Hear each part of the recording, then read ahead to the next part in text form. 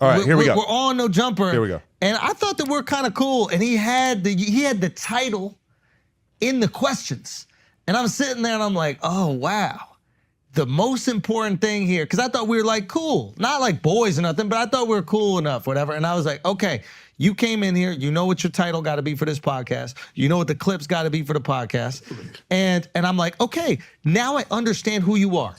Anything that serves you and continues to succeed within this business, this is going to be a good thing, and we're going to go and we're going to push on it.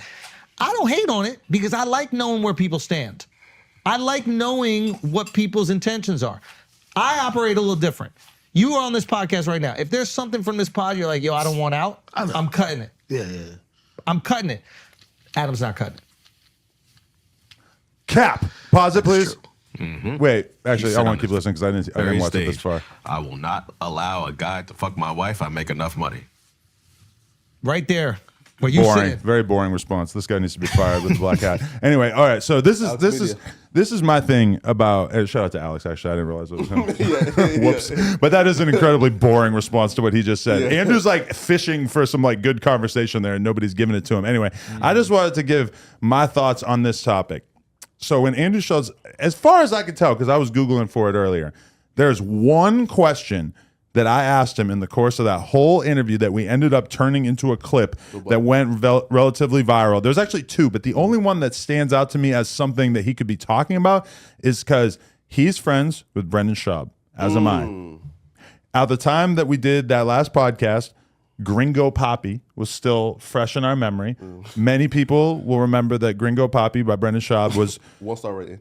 Possibly one of the worst received comedy specials of all time. And I'm not saying that because I dislike Brendan. I like Brendan a lot, but I tried to watch the special. Yeah. I didn't make it very far into it. You know, I was probably like 8 or 9 minutes into it when I gave up. I didn't think it was that great. Now, I remember when I asked Andrew Schulz on the podcast, I asked him about Gringo Poppy. And I remember his response was kind of like, oh, okay, so you're doing clickbait. And I remember kind of like, you know, checking myself in that moment because it was kind of weird in that moment to have him calling out what I was doing, which is I was going out of my way to ask him about a viral topic in the intent of getting a clip of him talking about it. Because let's be honest, almost anything talking about Gringo Poppy at the time was kind of viral. Now, Schulz didn't give me a spicy answer by any means. He just basically said, I can't remember what he said because it was so sort of generic and like intended to take the pressure off of himself so that he didn't have to actually make a statement against somebody that he fucks with. But I feel like Andrew's kind of like mischaracterizing it because out of the full like 2+ hour long interview that we did, I think that that's the only question that I asked that was, you know, evidently being asked because there was a clip that I was clearly going to cut out of it. Now, I think when you look at the stand-up comedy world versus the hip-hop world, I feel like a lot of people who watch hip-hop interviews are probably listening to what Andrew just said right there, and they're confused because in the hip-hop world, think about all the big interview platforms. You have somebody like Vlad who's literally built his entire business off being able to ask the really spicy questions and having no shame about asking shit like that. You have somebody like Academics who I have heard him many times admit to the fact that when he is doing an interview, he will gladly take the devil's advocate side in order to get the content out of you that he wants, meaning that he will gladly take on an opinion that is not really his in order to get you to defend your position. When you look at all the other platforms, whether it's Say Cheese or Cam Capone or whatever, it's like I feel like it's pretty common stuff between all of them. So I felt like Andrew simplifying that entire podcast, which if you go back and watch it, is a really great one. I remember it was a little bit of a source of conflict because we didn't invite T-Rell on it, but we had AD and Duno on there, so there's a lot of laughs, a lot of good vibes and everything. But I can't help but feel a little bit offended by him reducing an entire 2.5 hour great interview down to the idea of like me trying to clickbait him, especially when it's not exactly a question that's totally out of left field. I mean, you are a comedian, you are friends with Brendan Schaub, as am I. So this is not like something I'm asking you about something that you don't have familiarity with, you know? And I get it that he didn't really want to answer that question, and he did a great job of, you know, sort of dancing around having to make any kind of like offensive statement or anything. He was talking spicy too though. Like, he said like something weird, like, which I was like, you're like kind of wrong, right? Where like, and he was like that you got mad at Ak, and not because Ak came for your wife, because Ak was attacking the brand by coming at your wife. I said no, like I think that Adam married a woman because he cares about her, and he was mad that Ak was attacking her, which is why he wrote Ak, right, and checked Ak for it. Well, like, so I haven't watched this whole thing, Yeah. but one thing that I got from it is that Andrew seems to get it when it comes to the whole plug talk thing and us doing all this crazy stuff for content and stuff. Yeah. Is that he seems like he's a little bit more honest about how he views that stuff than I think some people are, because a lot of people try to create like crazy narratives about me and her doing porn and everything like that. And I feel like Andrew at least kind of got that it's a business thing, it's a marketing thing. He spent time around me and her, so I think that he understands that on a level that a lot of people don't. But I don't know, like that one thing just kind of stuck with me, because I felt like what I was doing in that moment by asking a tough question that I had written out. I mean, anytime I go to do an interview, I've got 40 fucking tough questions written out. That's the whole point, is to have the most spicy shit that you could possibly have on deck, and you're not going to end up asking all of it. A lot of times when me and Remo are doing an interview and he's written questions and I wasn't super involved with the comments, then or with writing the questions, it's like a lot of times there will be questions that just feel kind of like too spicy, too inappropriate in that moment for me to actually bust it out on the guest. I didn't really feel like asking Andrew Schulz about the thing with Brendan Schaub was really that big of a deal. I almost wonder if he has some kind of feeling about the fact that the other day it's interesting that this comes out now, because the other day I interviewed Steiny a couple months ago, Steiny from the Nuck Boys, and I did see that somebody had like a whole video response reacting to me and Steiny that had like 500,000 views, basically saying that I took Steiny's side instead of Andrew Schulz. So now I'm kind of wondering, like, comedy enforcement. Yeah. Okay, I'm thinking like, is Andrew Schulz perhaps seeing a video like that, or at least like, maybe you even watched the full thing of me talking to Steiny about it, and maybe he's feeling like, oh, Adam's not really my friend because Adam in this case decided to take Steiny's side. And actually, once I watched that comedy enforcement video you're talking about, I kind of like understood the other side of it more. Okay. But either way, I was a little bit I thought that was interesting. But though, at least academics had your back though. About what? About that question in particular? Because I didn't see this whole thing. Yeah, well, that and then the prior question as well. You feel me? Right? Right. Yeah, man. But yeah, man. Listen, I think that is a great podcast.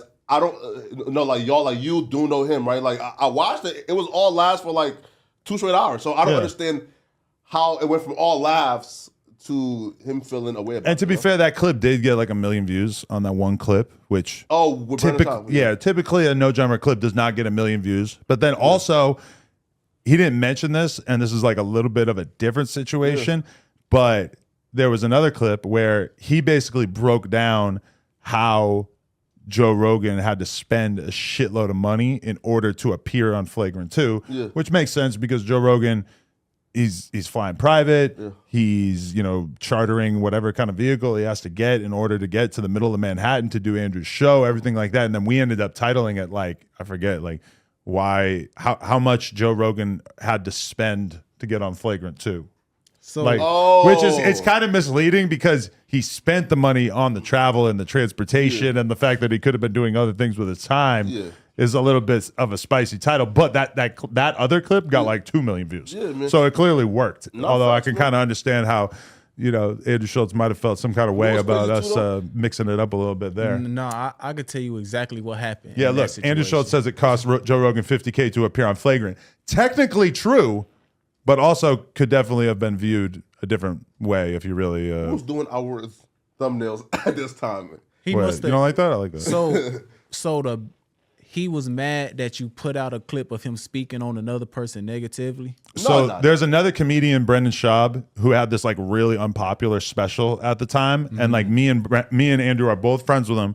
But I asked Andrew in the context of the podcast, what did you think about his special? And it had already been such a viral thing online to make fun of Brendan Schaub's special that he took me asking that as basically me being clickbaity and going out of my way to get a viral clip Look, out of him. 1.1 stars. I told y'all. Yeah, that's crazy. Okay, Andrew Schulz, all you had to do, bro, was say, you know what? I love Andrew Schulz and I love the movement he got going on. We all have bad nights. You feel what I'm saying? That's all you had to say. You didn't have to get in your feelings.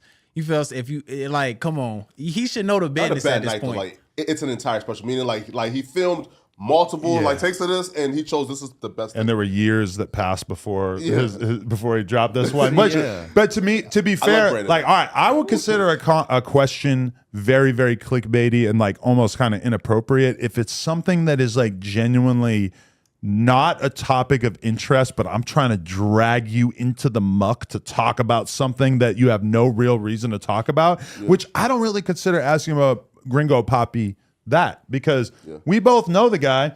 It is a viral topic, but I just feel like it's a worthy thing to discuss. Let's say that my best friend, let's say I had a rapper sign, Lil RT is signed to me, and he just put out an album, and it's like dissed by every single platform in hip hop. Like, oh my God, this is the worst fucking album of all time. And then I go on somebody's podcast and they ask me, so what'd you think of Lil RT's album? Am I going to be surprised? No, of course. I'm going to go into that interview already having thought about exactly what my response is going to be. And also, like, when I went on Flagrant 2, what do they want to talk to me about? They want to talk about plug talk. You know, like even with academics, obviously he thought about it beforehand that he had this topic that he wanted to talk about. Oh, we're going to academics. And actually, it's exactly the same thing. Andrew and academics both know me. And so they do an interview, and Andrew asks him about me and about Lena because there was something viral that me and Lena had been involved in. Yeah. It's exactly the same. Brendan Schaub had a special that was viral. So when Andrew Schulz comes on the podcast, I asked Andrew Schulz about Brendan Schaub's viral Also too, right? podcast. I feel like it's like what I did in that instance was like the most normal thing you could possibly do as an interviewer. So it's strange to me to see him kind of framing it as if I had these evil intentions, especially since he did the right thing. And he just basically gave me kind of like a non-answer. Right. I'm gonna tell you. Hold on. I'm gonna tell you how he just go ahead. he just showed his hypocrisy right there.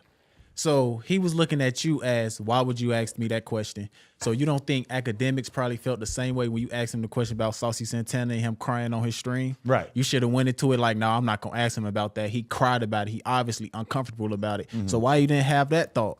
So it don't even add up for real. Yeah, you come on here and what do? I immediately ask you about the situation of Honeycomb Brazy, the messiest, most drama-filled situation that I could think of. Exactly. Because that's what you do on a podcast. You talk about the messiest shit possible. Now, it's not like if you want to tell me about something funny that happened when you brought your dog to the vet the other day, for sure, we're going to end up talking about that We don't too. care about that. And that shit is even more normal in the comedy world because a lot of shit on comedy podcasts is just them sort of kicking like funny little anecdotes about their day back and forth. It's Whereas fake laughs and line the about stories. standard in hip hop podcast is like Say Cheese, Vlad, No Jumper, etc. Academics, where realistically it's about hitting people with hard hitting questions about the things that you really think people are going to want to talk about because it is so cutthroat. It's like this. It's like even like out where we're at, because you know we're trying to build it up. We are the media in Texas and in Austin. Like really, we're holding it down. But the thing is, when artists come up there, they don't want you to talk about your music for all that time. They want to get to the what you had beef with this person. Let's talk about this. They want the nitty gritty. Then at the very end, hey, what's your link? What you got coming out? They don't want to hear all about that other bullshit, like you said. They want the juicy shit. They want to get down to it. They want to be entertained.